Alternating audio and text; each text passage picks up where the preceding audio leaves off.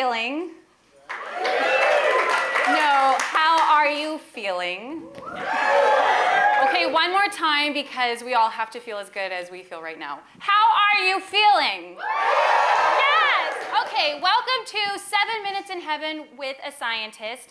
I am Annie Neiman. And I'm Lauren Griffin. And we are the hosts of 7 Minutes in Heaven with a Scientist, but we are also the resident Frank researchers. So what that means is that we are in charge of building the academic leg of what you all do every single day. One of the ways we do that is through the Frank Research Prize in Public Interest Communications. Want to tell them what that is? I certainly do. So today we are here to introduce our 3 finalists for the Frank Research Prize in Public Interest Communications. Now the Frank Prize is sponsored by the College of Journalism and Communications here at UF, so we want to give them a big shout out. Thank you so much.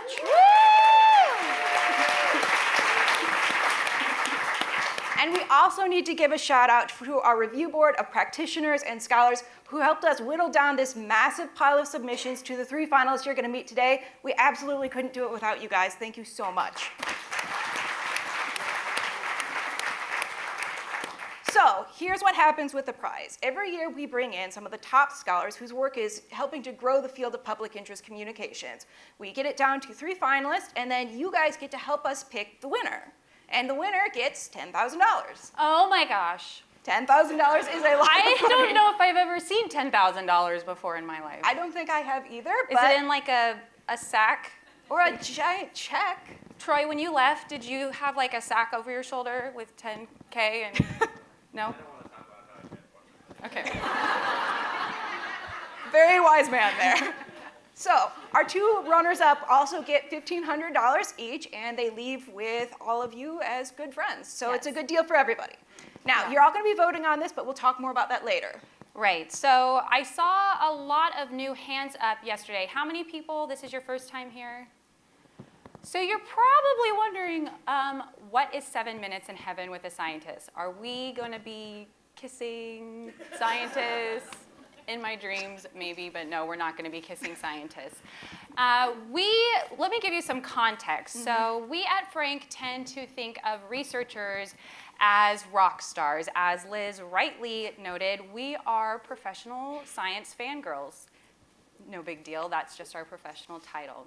But I heard yesterday, Dan Ariely, no big deal, that you had seen 7 Minutes in Heaven on video, and we're sad that we didn't give you the same 7 Minutes in Heaven treatment. So I just want you to know that I can't believe you know I exist. That is like, I'm like sweating thinking of you, thinking of me, no big deal.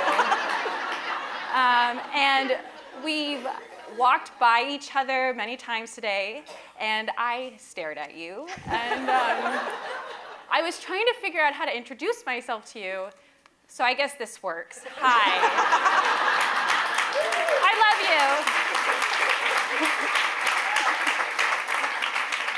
you. You're one of my favorites. So I hope that does it for you. So does it for me. So last year we launched 7 Minutes in Heaven with a Scientist here with our Frank Prize finalists, our academic crushes. We went into the closet with Troy Campbell, who won our 10K prize. No big deal. Julia Frostino, who's not here, amazing Frankster, and Jeff Nider-Depe, who is also a badass. Next time that maybe they'll be here. But it was so much fun. I think it's probably my favorite thing we've ever done. We loved it so much that we launched the 7 Minutes in Heaven podcast that you should be getting in your Frank newsletter every single month. So check it out if you haven't. But it was so much fun that we thought we would bring it back again this year, except this year we're doing it a little bit differently. So we know these researchers really well. We are obsessed with them. We have crushes on them. We have Google alerts on every researcher actually in this room to know what you're doing. So we don't need to interview them to find out who our research crush is. So we invited one of our favorite communicators to come out here and help you all find your next research crush, your next research obsession. And twist, last year I was the one who got to spend 7-ish intimate minutes in heaven with my favorite research crushes, one-on-one. But this year we decided to throw all of them in the closet at once, so you are going to see everybody together talking science. Doesn't that sound awesome? Yes? I'm getting like hot thinking about it. So, all right, so are you all ready for 7 minutes in heaven with a scientist? Yes? Are you ready? All right, hit it. No, not start over. Hit it. Hit it. Thank you.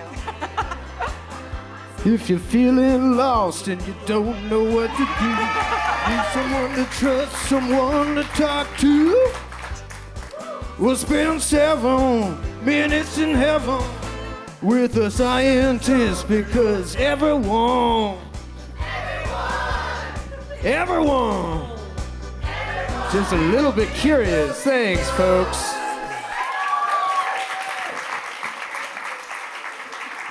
Sexy, right?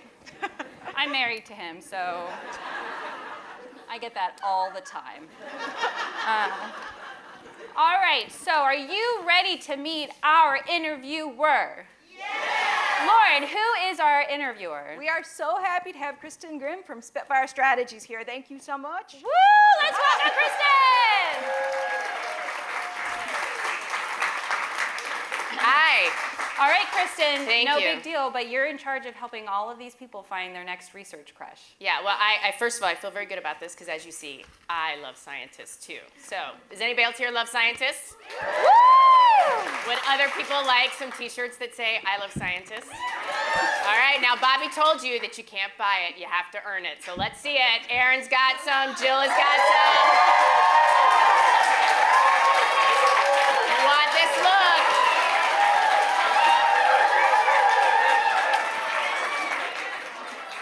All right. Feeling very good about this crowd. Yes. Feeling good about the crowd. Yes. All right, so we should bring out our. Yes. Are you ready to meet your potential new research crush? I am, although, you know, Annie, I have to tell you something, and I know we're different in age and in many ways, because I could never stand in those on a stage. But back in my day, during 7 Minutes in Heaven, I did it more as like a one-on-one thing. Like, this is a lot, you know, it's a lot of goodness in one closet. You know Times what I'm have saying? changed. Yeah, no, that's what I'm saying. So, yeah, but let's bring them out. I'm right. nothing if not game to try something. I am curious. Yes, we are curious this year. Yeah. All right, do you want to meet our very first finalist? Okay, let's welcome to the stage Dr. James Druckman. He is a professor of political science at Northwestern University, and he works in the Institute of Policy Research. Woo! Rockstar! No big deal. All right, Lauren, who is our next Our finalist? second finalist is Dr. Lisa Fazio. She is an assistant professor of human Woo! psychology and development at Vanderlinden University. And our last finalist has a name that will be stuck in your head for the rest of your time here.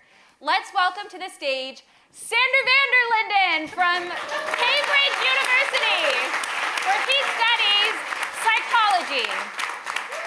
All right, are you ready? I'm ready. I do need to. I think that since we're in a post-truth world, I just think it would help all of us if we all wore our hats. And really, how we're actually going to decide who wins this prize is whose hat stays on the longest. All right. No, I'm kidding. We're going to vote because that's so much better. Yeah. I think I already lost here. Oh. All Take it right. away, Kristen. Oh boy, yeah. I hope you guys are good at your day job. Okay, so. Hi. Think I'm out. I think you're Yeah. gonna have to give up the ghost, but yeah, I'm feeling good about Lisa. Okay. God. So, James. I'm gonna give up Yeah, here. you know what? You gotta let it go. Mine's It's going okay. in a You're not second. tinfoil worthy. It's okay. You're a researcher. You just can't go there. The funny thing is, you are the one who wrote about conspiracy theories, and you can't balance. This is that why on it's your not head. staying on. I guess It's sensitive. it's a conspiracy. All right. That's mine too. All right. So, James, what makes you curious? So I'm curious about curiosity, really. And so that started when I was a kid. And so we had a rule at my dinner table when I was growing up that I was limited to ask 3 questions. Because everybody in the family knew that if there was not that limit, I would take up the entire dinner conversation and I would just ask one question after another. My sister had a different role. She could ask as many questions as she wanted. Because we all knew she'd only ask one. Can I be excused? Invariably what happened. So I was very curious about curiosity, and then I was also became curious about the role of science in settling curiosity. And that came, It wasn't me. all See, I gone. mentioned science and there's a conspiracy. So my dad worked at the National Academy of Sciences when I was growing up, and he produced reports. And one of those reports was called Enhancing Human Performance, which came out. And in the report, they evaluated the scientific evidence for ESP, and they concluded the best scientific evidence does not justify the conclusion that ESP exists. And they went on to very nicely actually say, we understand people might disagree, and here are ways to assess this. And this, I was very young when this came out, and he ended up getting all kinds of pushback, including hate mail.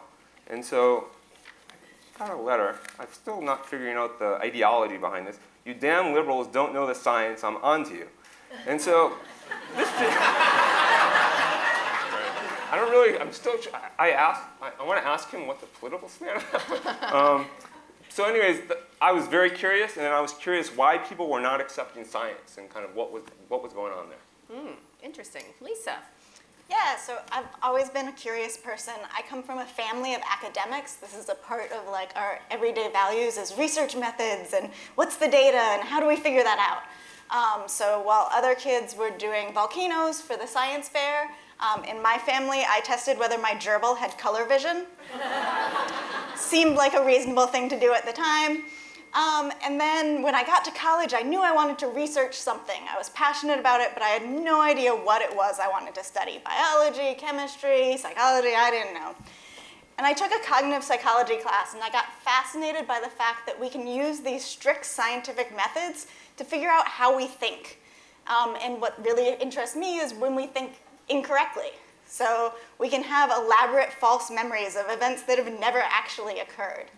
And so one of the things that I research now is what about with factual information? How do we develop these incorrect representations, incorrect facts in our head, and then what can we do to fix it later on? Interesting. Sander.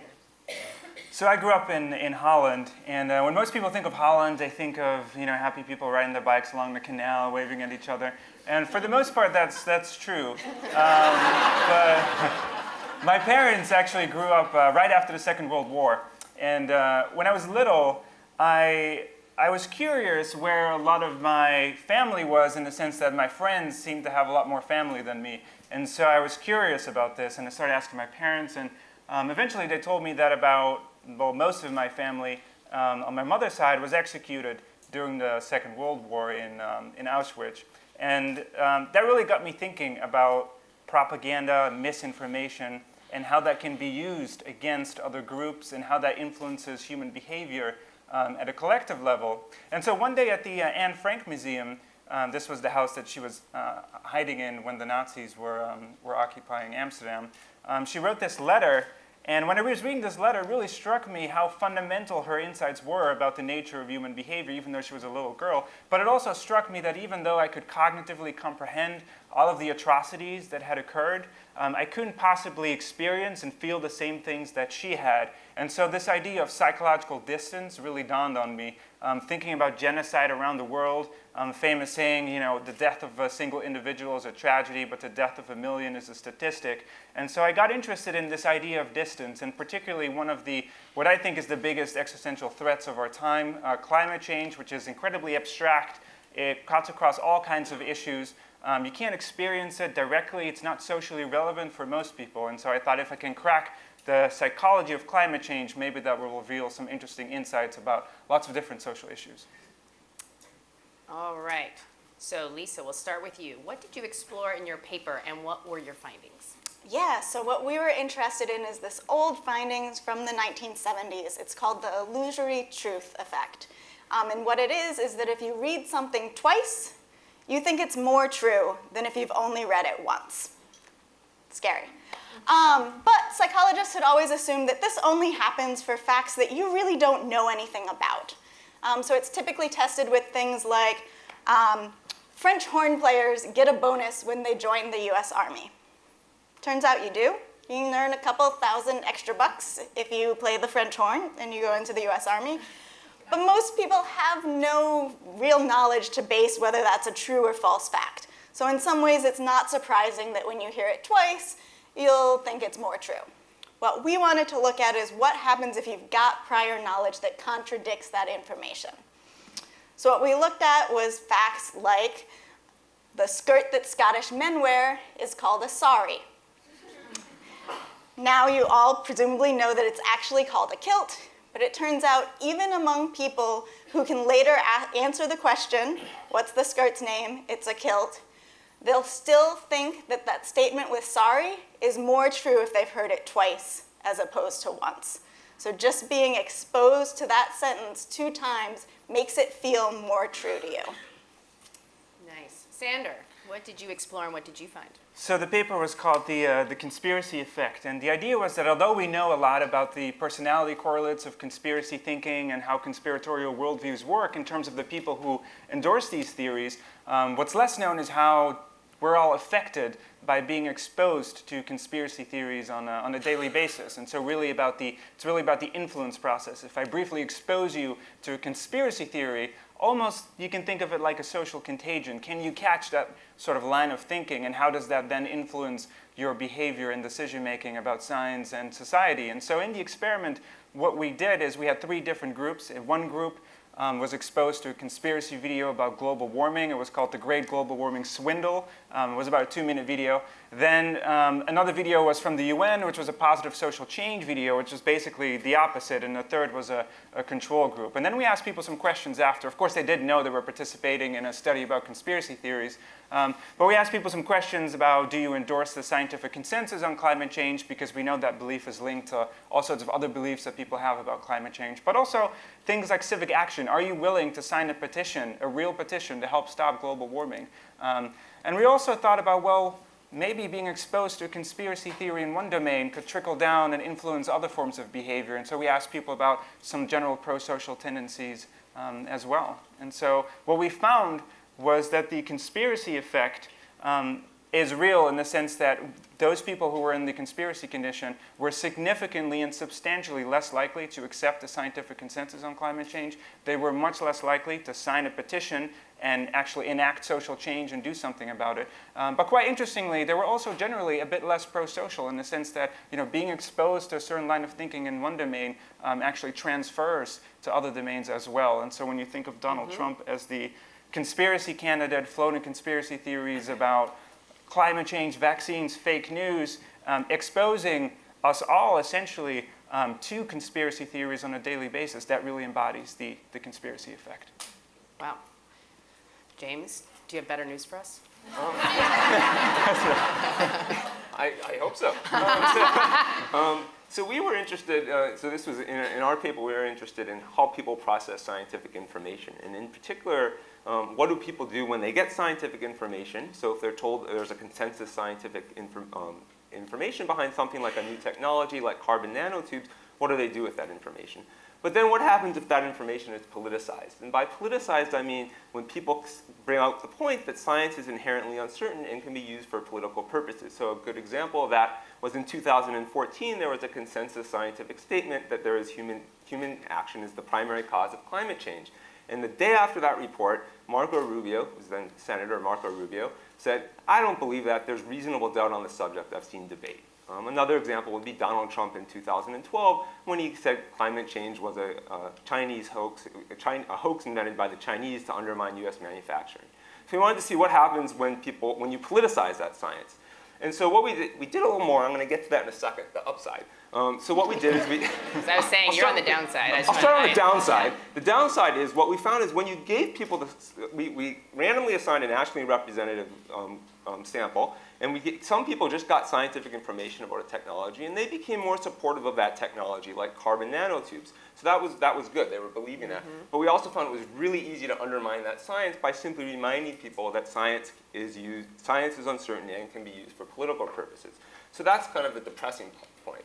But what we're really interested in is counteracting that. How can we counteract that? How can we? So I'll tell you. And so, and in the short line is you play offense. And so what you do is if you get in there beforehand, before there's that politicization attempt, and you tell people, you warn them, look, there's going to be attempts to politicize this. Those attempts are false, and you shouldn't believe them. That was really effective at resuscitating the science.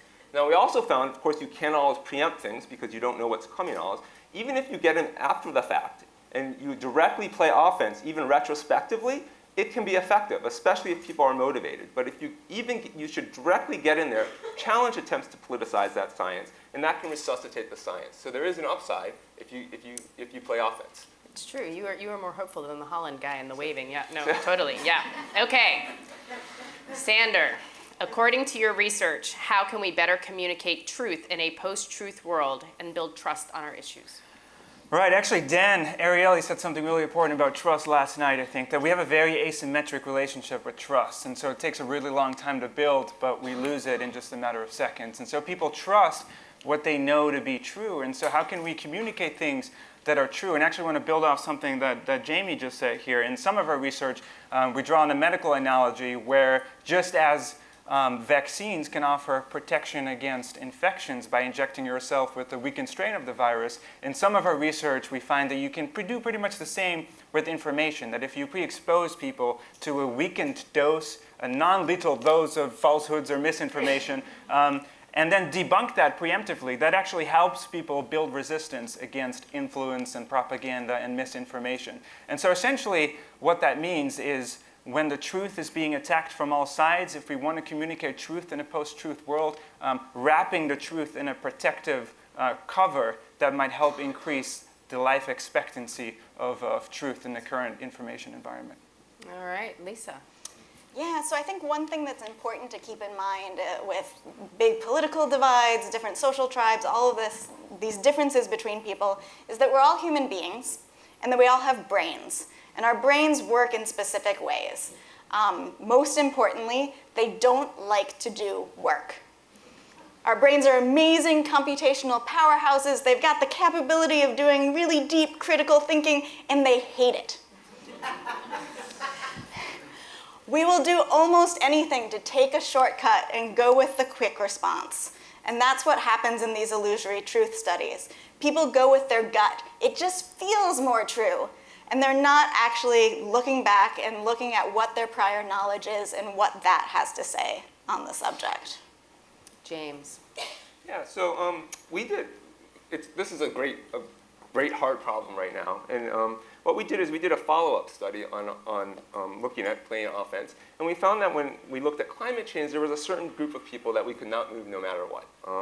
And what we found is that that group had various characteristics, but one thing is that they believed in conspiracy. So we were inspired somewhat by Sander's work on this. I love this conversation already. Yeah, so back and forth. And so we did another study. And so what we did is we said, what if we validate and we respect those belief systems? And so what we did is we identified a subgroup of people who were likely to believe climate change is a hoax. And then we sent them messages about scientific consensus on climate change, but we said respectfully, or not, but we tried to be respectful in the message, that a majority of people in this country do believe in conspiracies, and that's true. The majority believe in one or more conspiracies.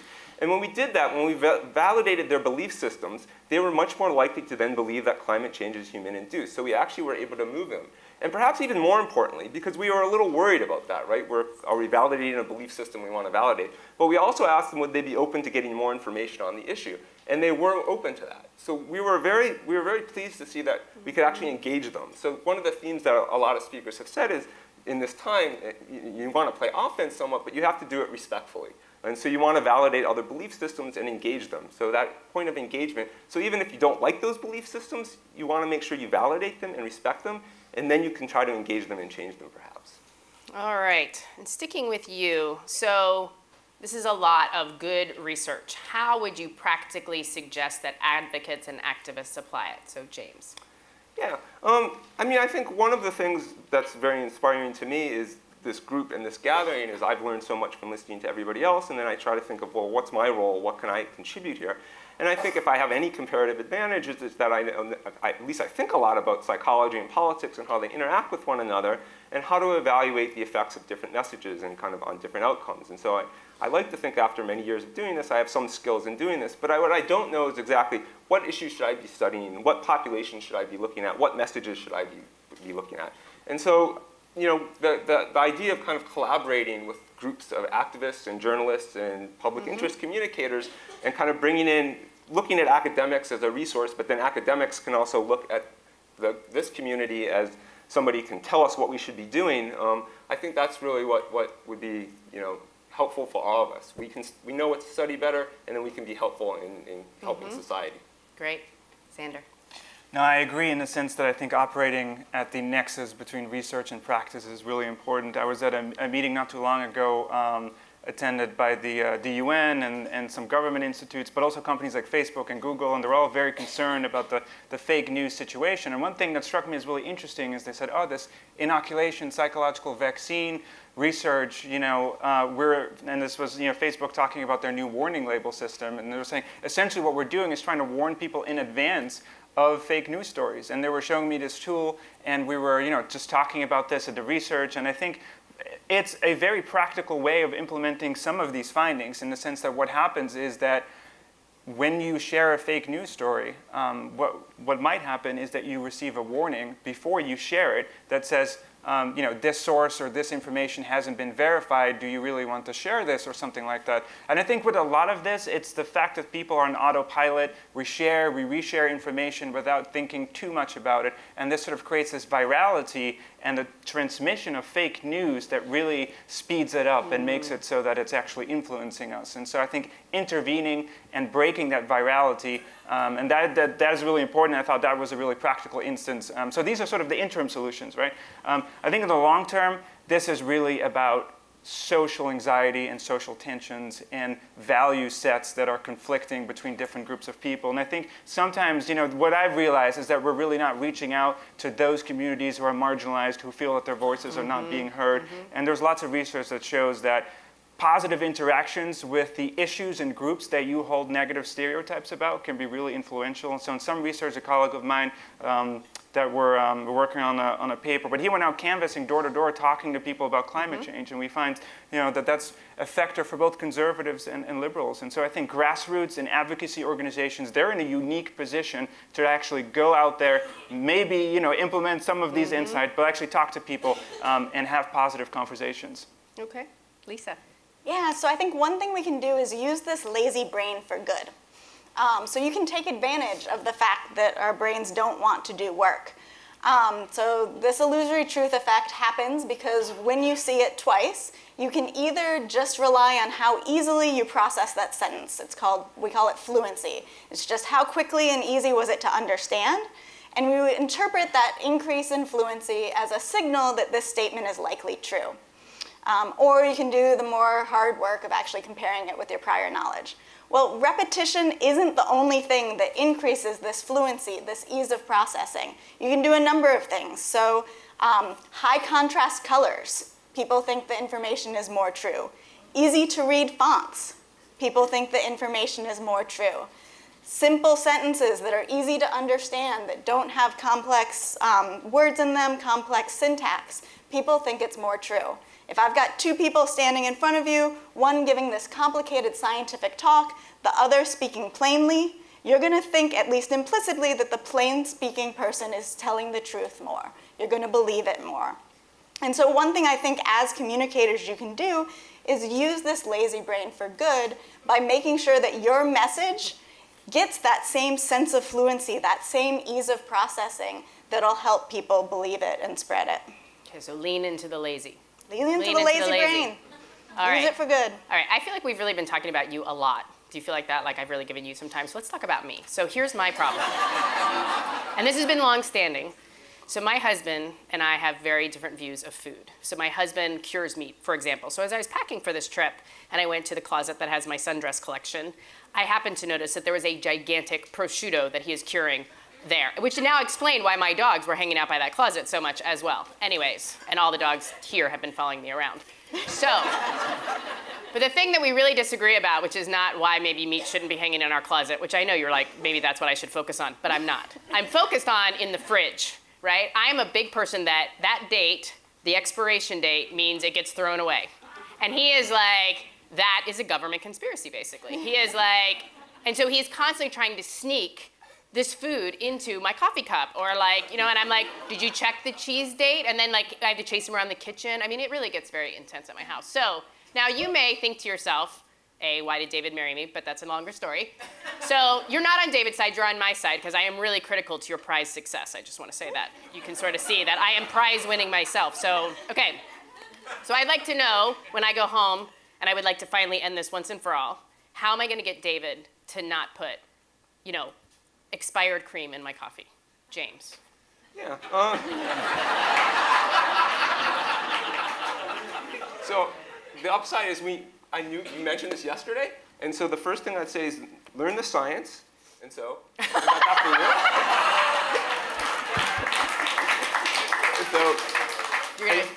I wanted to learn the science because we have the same argument in my household, and so I'm actually, what I'm about to advise, if you call me in a week, I'll tell you if it worked.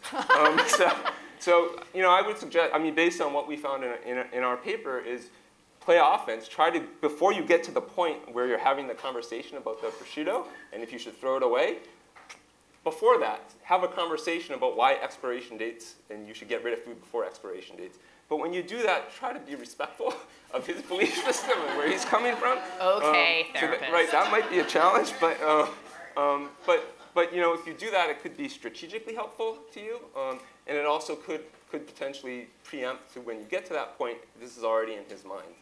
And so I tried to do this last night when I talked to my wife. I won't tell you what side I'm on in this argument, so we'll see if it works. I think we know. All right, well, I'll look forward to the experiment. We'll both report in. Yes. All right, Sander, advice? I'm trying to be careful in framing my response here. So, going off what James said, so one thing you could do is you could survey all of the doctors in your local area and try to get a scientific... Because I seem like a woman with a lot of free time. Is right. that what you're saying? This is what I was going to say. I'd be like, all the Crush doctors... just went down a little bit. Exactly. It's better to be safe than sorry, maybe, right? Yeah. If that is the perspective that you're after, right? On a more serious note, I would say, thinking about topics like trust and cooperation, maybe one way to gain trust and cooperation is to say, okay, so this week we'll try it your way. I'll eat the expired food, but I trust that next week we're Is there going to be a next week? They're going to put it, Yeah. But I'm going to read this 30-page treatise just handed to me, but I'm, yeah. There, compromise. Okay, I'll go is- your way. 1 week his way, 1 week my way. Okay. I understand, respect. I got it. Lisa, save me here. So you can try just repeating the information at him and keep telling him that expiration dates mean something and that we're all going to die if we eat the expired sour cream. One thing we're interested in exploring right now that we haven't figured out yet is where's the limit? So we know that this works for facts that contradict your prior knowledge, but we also know it's not going to work for some things. No matter how many times I tell Kristen that her name is George, she's not going to believe me. She's known her name since birth. It's not going to overwhelm that really entrenched memory. And so I think where that boundary is of where this illusory truth effect works and where it doesn't is something important that we need to figure out. All right, this is all very good advice. It may, extend my marriage for a week, which is exciting for me. So we're going to bring Annie back up because the important thing to know is that this is not your prize. This is my prize. I got it because I used to run the cruise here, and we got really competitive, which I thought was super awesome sauce, and everybody else didn't. So I have been promoted to interviewing the finalists. So, and that's fine. That's fine because I do have crushes on each and every one of you. I think it's a really difficult choice, but let's get off the stage so we're not talking about you while we talk about judging you. So let's go off the stage.